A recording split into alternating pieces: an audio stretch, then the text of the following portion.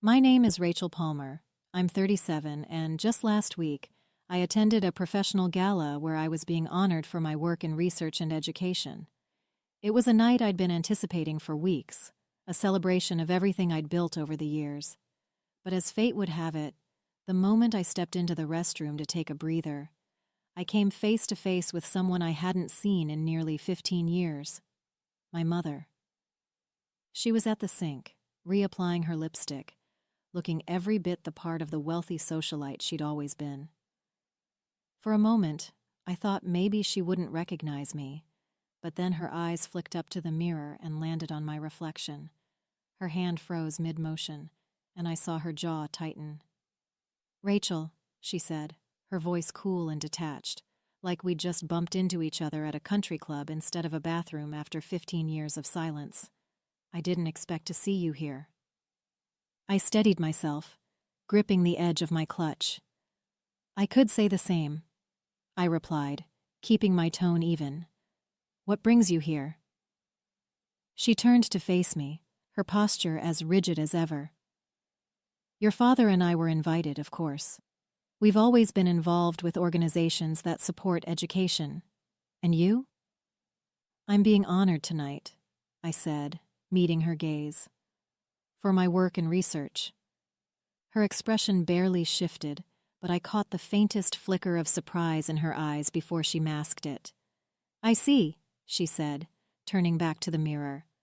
"Well, I suppose everyone finds their way eventually." Her words brought me back to the day I walked out of that house for the last time. I was 19, and the years leading up to that moment hadn't been easy. In high school, I struggled with depression, but in my family, that wasn't something you admitted. "What could you possibly be sad about?" my mother had said once, her voice dripping with irritation when I tried to open up to her. "You have everything, more than most kids your age. You're just making excuses." The truth was, I'd been drowning. The pressure to be perfect, to live up to the Palmer name, was suffocating. I tried to keep up, but my grades started slipping during my junior year, and by senior year, I was barely holding on. My parents didn't see a kid who needed help. They saw a failure, an embarrassment. When I only got into a community college, my father's fury was unmatched. "This family has standards," he had said that night, pacing the living room while I stood there clutching my acceptance letter. "And you've done nothing but drag us down. You want to waste your life? Fine. But you'll do it on your own." I had been kicked out of the house. I remember the weight of that duffel bag as I left the house that night. It wasn't just filled with clothes. It held the reality of being completely on my own. My parents didn't even come to the door to say goodbye. My mother stayed seated on the couch, scrolling through her phone as if I didn't exist. My father had disappeared into his study after delivering his ultimatum. I felt invisible, discarded, like I'd never been a part of their world to begin with. For the first few weeks, I stayed with a friend, sleeping on her pull-out couch while I tried to figure out my next steps. Community college wasn't glamorous, but it felt like the only thing I could control.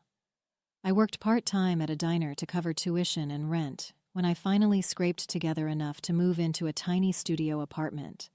It was a grind, balancing classes, work, and the overwhelming sense of failure that clung to me like a second skin. But something about being on my own, away from their constant judgment, gave me a flicker of hope. For the first time, I could breathe, even if the air felt thin. My first year at community college was a blur of late-night study sessions and endless shifts at the diner. I'd decided to study chemistry, partly because I genuinely enjoyed it, and partly because I wanted to prove to myself, and maybe even to them, that I could excel in something challenging. It wasn't easy. My high school grades had been mediocre at best, and I felt like I was starting from behind compared to my classmates. But for the first time in years, I wasn't under the crushing weight of their expectations. I could just focus on learning. I still remember my first chemistry exam. I'd spent weeks preparing, going over every formula, every reaction, until I could practically recite them in my sleep. When the professor handed back the graded tests, I was terrified to look. But there it was, a 92%. I nearly cried, right there in the middle of the classroom. It wasn't perfect, but it was mine. I'd earned it. It felt like the first small step toward rebuilding myself after everything had fallen apart. Over the years, I evolved in ways I never expected. College wasn't easy, but I had learned how to work for what I wanted, and the more I gave, the more I saw myself grow. By the time I finished my associate's degree, I wasn't just a student anymore. I was someone who had learned how to fight for her place in the world. I transferred to a 4-year university, and while I still faced obstacles, I had learned how to push through them. The shy, insecure girl who barely got by in high school had become someone who could stand in front of a class, explain complex concepts, and hold her own. Chemistry, once a challenge, became my passion. I didn't just want to pass anymore. I wanted to excel, to prove that I wasn't the failure they thought I was. I worked part-time, still, but I also started interning at local research labs, gaining experience that eventually led me to an opportunity I never imagined, becoming a lead researcher at a nonprofit focused on advancing science education. It wasn't just a job. It was my way of giving back, of creating a space where other kids, the ones who were told they weren't good enough, could find their way too. Graduating with my bachelor's degree was supposed to be a moment of triumph, but when it came time to celebrate, I realized something. My parents hadn't even called. Not to congratulate me, not to ask about my plans. Nothing. My father, the owner of a massive fertilizer company, had more money than he knew what to do with. He and my mother lived in a mansion, threw extravagant parties, and rubbed elbows with politicians and CEOs. But for all their wealth, they'd never taken an interest in me unless it was to criticize. Even after I graduated with honors, after I'd worked my ass off to get where I was, I didn't exist in their world. I was a reminder of their failure, an inconvenient blemish on their perfect lives.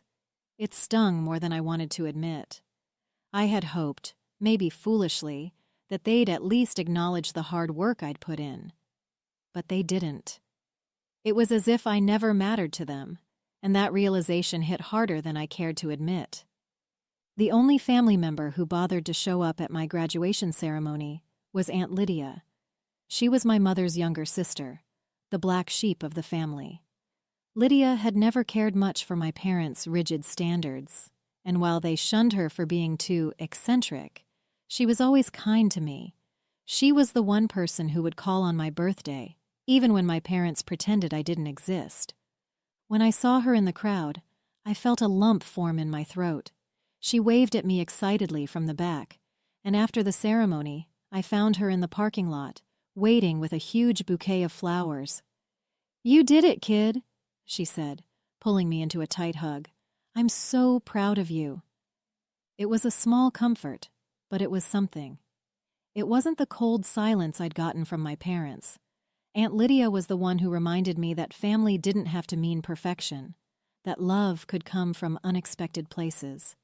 She didn't care that I hadn't followed the straight path they wanted for me. She cared that I had made it on my own, no matter the hurdles.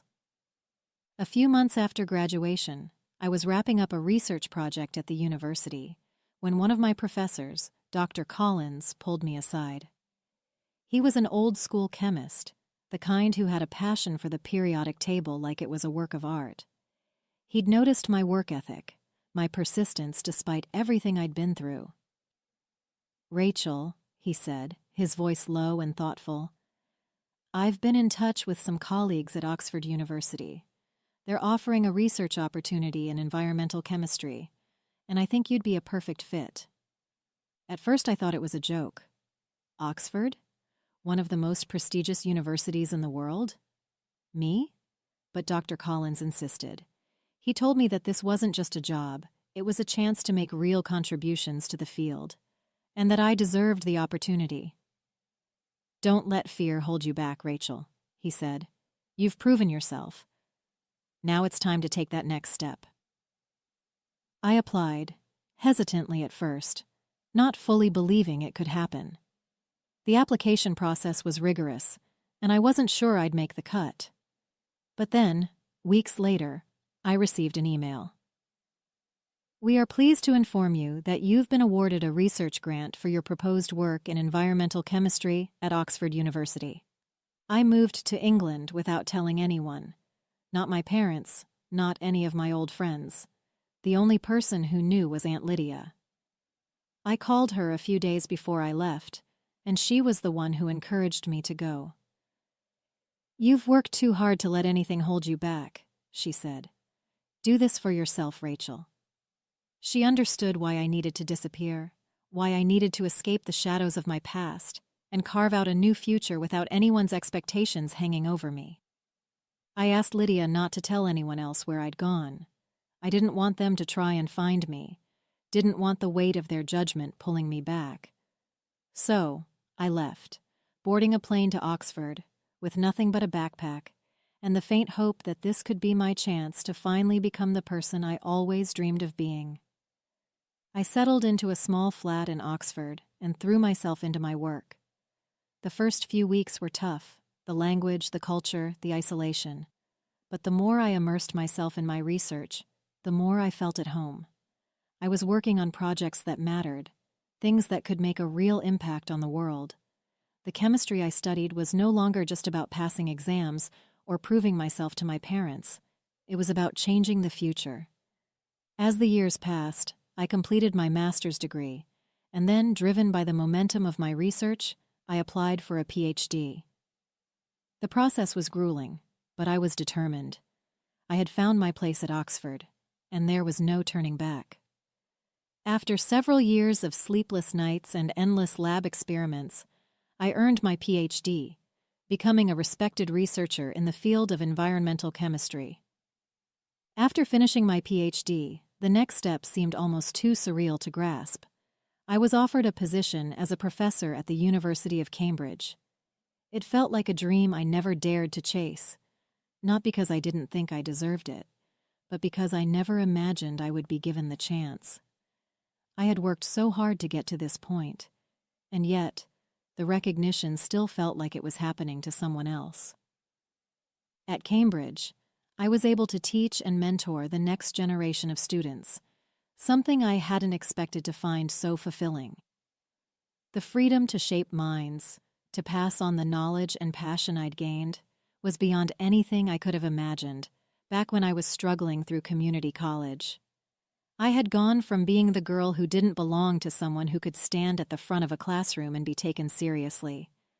But there was still a piece of me that was always looking over my shoulder, wondering if anyone back home knew where I was, if anyone cared enough to find out. I hadn't heard from my parents since I left. No calls, no letters, no attempts to reach out. I wondered if they even thought about me. As my mother turned back to the mirror, adjusting her lipstick, I felt a familiar weight settle in my chest. Her words, "Everyone finds their way eventually," echoed in my head, and I couldn't help but wonder if she really believed it.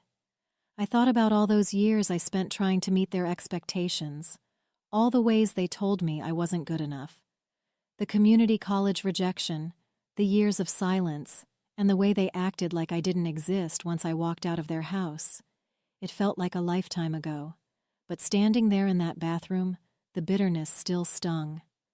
I had worked so hard to get to this point, leaving everything behind, moving to England, finishing my master's and PhD, becoming a professor at Cambridge. And yet, there she was, standing in front of me, acting like my entire journey had been some kind of afterthought. I had gone from being the failure they cast aside to someone who could now speak at international conferences, lead research, and mentor young minds. And for what? To stand here and have her offer me nothing more than a cold acknowledgement? As she left the bathroom, I watched her glide out of the door, back to the people she was comfortable with.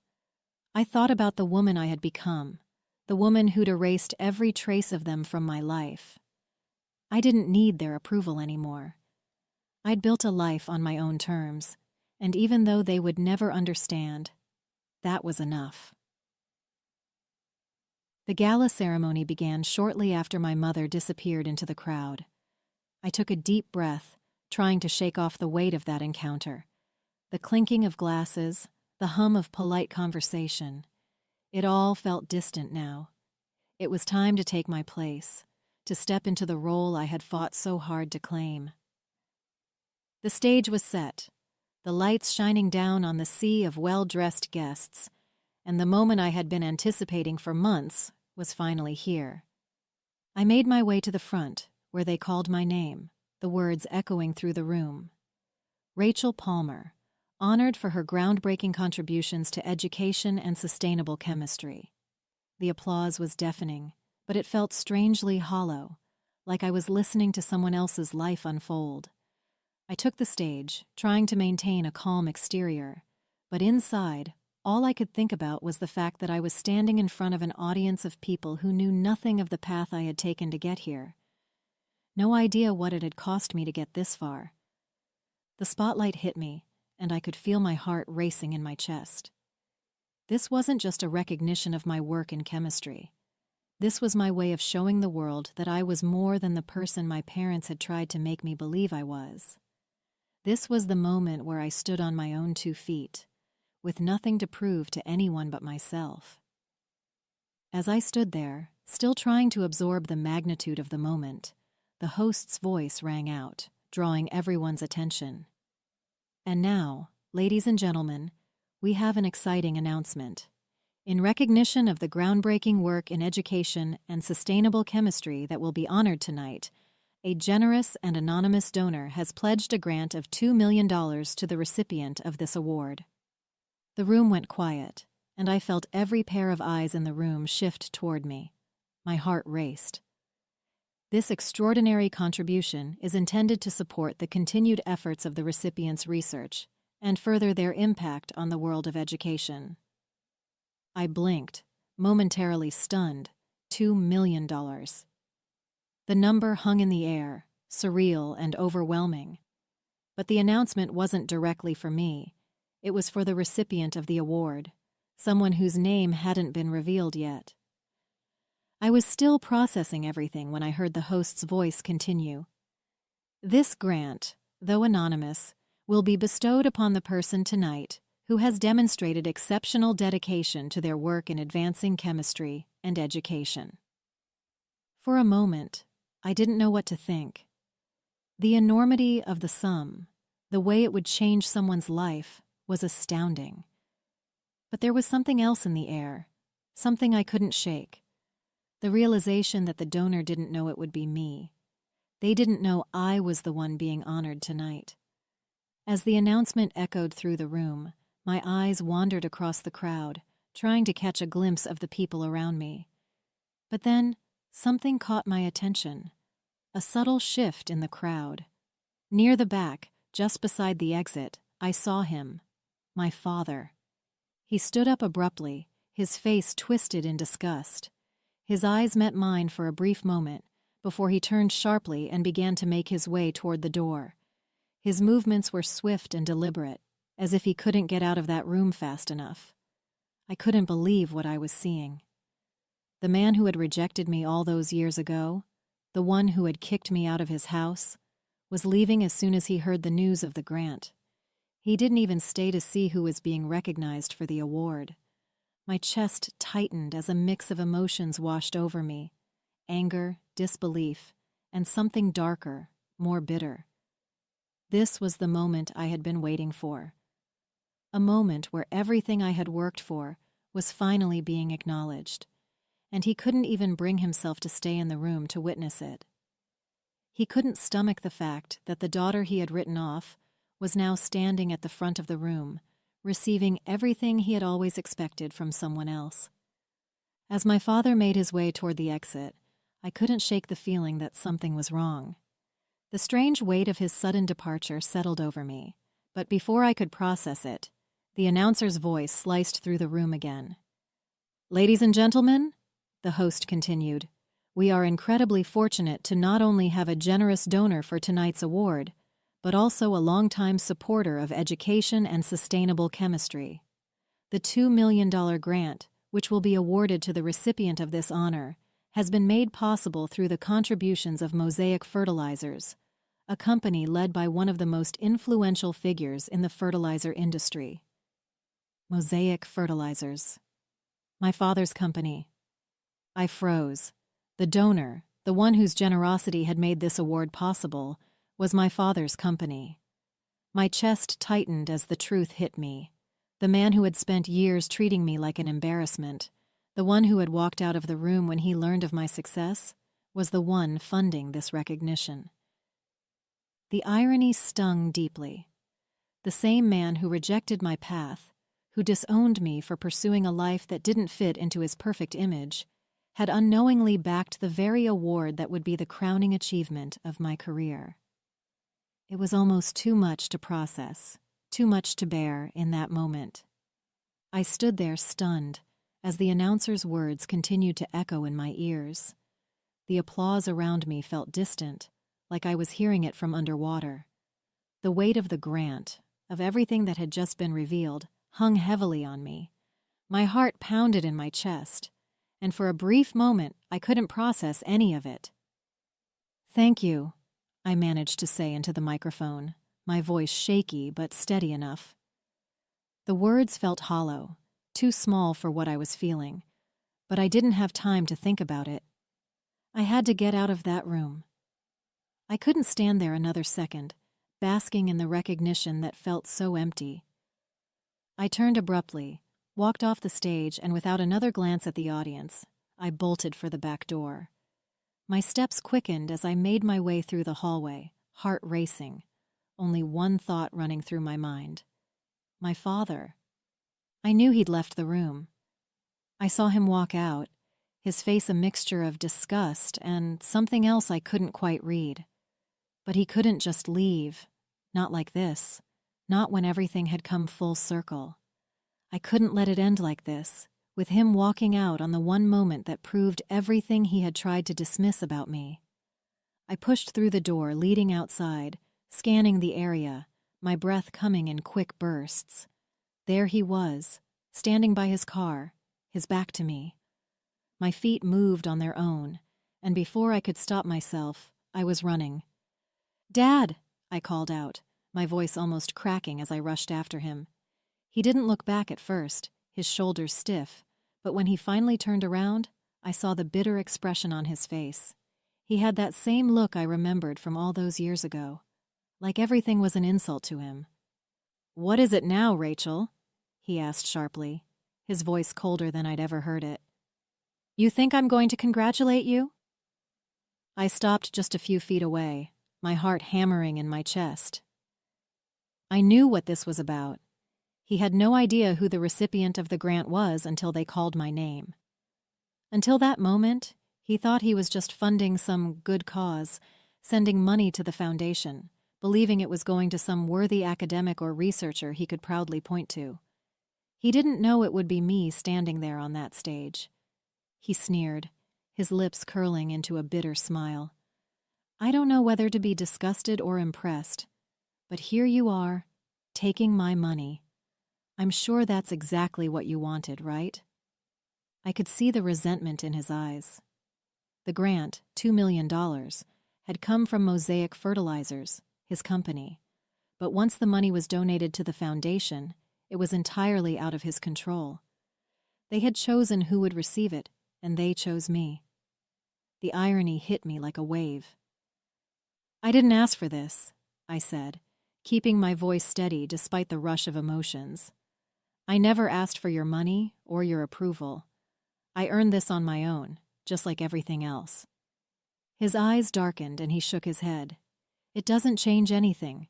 You're still the failure I kicked out of my house all those years ago. No grant or award is going to change that." I felt a rush of anger, but I pushed it down.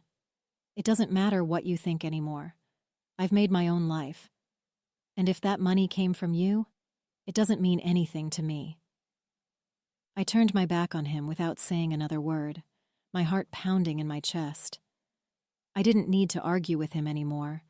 He wouldn't understand, and truthfully, I didn't need his approval. I had spent so many years trying to prove myself to him. And for what? To be here, at this moment, with everything I had worked for, only for him to stand there bitter and resentful of my success? It wasn't worth my time. The next day, I made a decision. I had spent the night thinking about what the $2 million grant meant. At first, it had felt like a victory, a vindication, but by morning, that feeling had faded. It wasn't my victory. It was just another reminder of everything I had escaped. The money, tied to his company, was never going to erase the years of pain and rejection. It wasn't going to heal the part of me that he had broken when he kicked me out of the house all those years ago. So, I donated the entire sum, every last cent of it. I didn't want it.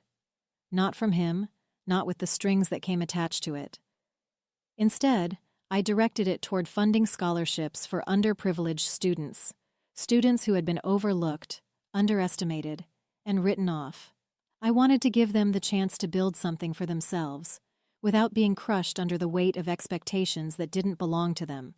The money that had once been tied to rejection and bitterness was now part of something greater, something that would outlast the sting of my father's judgment. I felt a quiet satisfaction as I pressed the donation button. For the first time, I realized that I didn't need his money, his approval, or his recognition. I had built my own legacy, one that would live on far beyond the walls of that gala.